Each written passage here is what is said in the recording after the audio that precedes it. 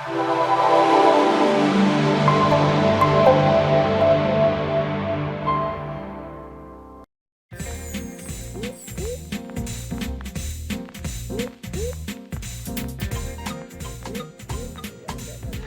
in their pearls and fur, men in suspenders. It's like a snapshot from a bygone era. What do these people all have in common? They have a passion, and it's not just for fashion.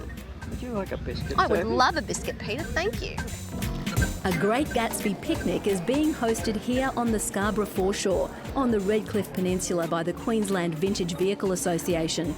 You might be surprised to know that there are more than 120 car clubs in southeast Queensland, and today members from many of them have come along for the ride. I go back a long time ago when my father was a motor mechanic, and I was brought up with oil and bits in my veins. When I was a teenager, I mucked around in cars. Clint Frater is the president of the Queensland Vintage Vehicle Association. Despite cars being in his love was for sailing, and he only got into the old car movement 12 years ago when he bought this 1928 Chrysler Plymouth, one of only a handful left in Australia. I sold my yacht and I thought I'd get into something else, and for 3 or 4 years I didn't know what I wanted to do, and I came across this car up in Bundaberg, and it had been sitting in a shed for 44 years and it was really just a mess of nuts and bolts and bits and pieces. It had never been restored or anything. Could you hear your dad in the back of your mind then, you know, reminding yourself of all the things that you needed to do to restore a car? Well, it was good because some of the little things on these old cars are unique to them, and yes, it was like adjusting the headlights. I'd done nothing like a modern headlight and to adjust them to get them right. So it was, I remember Dad showing me that. What are the differences between a classic car and a vintage car? It's a good question. That it really started. The oldest is what they call veteran, and veteran is from 1900, virtually 1900 through to 1918. Vintage, which is this style of car, it goes from 1918 to 1930, and then you get post vintage up to 1945-50, and then you go classic 50s, 60s, 70s, and so forth on like that. Part of the club is to get people interested, and if people want to think they want to be part of it, they can come and ask us, and we'll take them for rides. And because a lot of people don't know what sort of car they should get, and we can So it's a little help. bit of a ride before you buy. Well, I think it's a good thing, because if people can understand what the differences in cars and what might suit one person might not suit another, so we can take them for rides and that sort of thing, and then we can help them find cars. And you can just imagine, though, that, you know, in years gone by, Redcliffe would have been full of these beautiful cars and people having Sunday drives. Well, the truth is, we saw a photo only a couple of weeks ago where it was Redcliffe Beach, and I'm not sure which part of Redcliffe it was, but there was about 40 cars of this style in this park there, all facing the beach. Isn't that and everything. beautiful? And you think, this is what it's about, you know? Absolutely.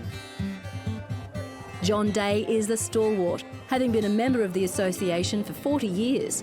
He joined as a 19-year-old and ever since has been putting his heart and soul into restoring old vehicles, like this 1903 Oldsmobile. It'd be fair to say, John, that the only thing this looks like it's missing is a horse. That's correct. It's probably the original horseless carriage. Was this the transition then, when people first started to be able to do away with their horses and cars became more common? Oh, look, there'd be many stories where people rode their horse into the car dealership, traded the horse in, they were given 10 minutes instruction on how to drive, and they'd have driven off for the first time ever in a horseless carriage. And this doesn't have a steering wheel. It's got a tiller, which much simpler. How does that work? Literally left and right? Literally left and right, yeah. And how many in your collection? Because I believe that you never have just one.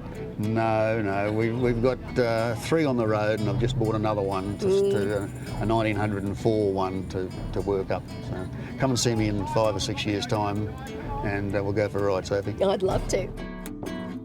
I can't wait that long, so I've convinced Ruth Knight to take me for a spin in her 1930 Chrysler Roadster. Well, Ruth, I was beginning to think that the ladies didn't do any of the driving, so this is refreshing. Yes, I love the driving. It's a great car to drive. Well, I love the way people wave to you, and everyone wants to tell you a story about an old car that was in their family, and just it's a lovely way to enjoy the countryside. You don't drive as fast as you would normally, and you see a lot more. And they're like members of the family, aren't they? Oh, they are. You guys are very attached to these cars. We are. My husband won't sell any of them. People have names for them, but we don't actually have names for our cars, but a lot of people do. Do you have more cars than children? Actually, yes. That's for sure. See, there you go. You make friends wherever you go, Ruth. You do. Cars may have brought them together, but it's obvious that socialising is the motivation for these meetings. If you'd like to join a car club like the Queensland Vintage Vehicle Association, or keep track of the various motoring club calendars, there are details on the Queensland Historical Motoring Council website. If you're looking for other ideas to spend your time, then might I suggest the Queensland Holidays website to you. Queensland Rail Travel and RACQ also have plenty of resources.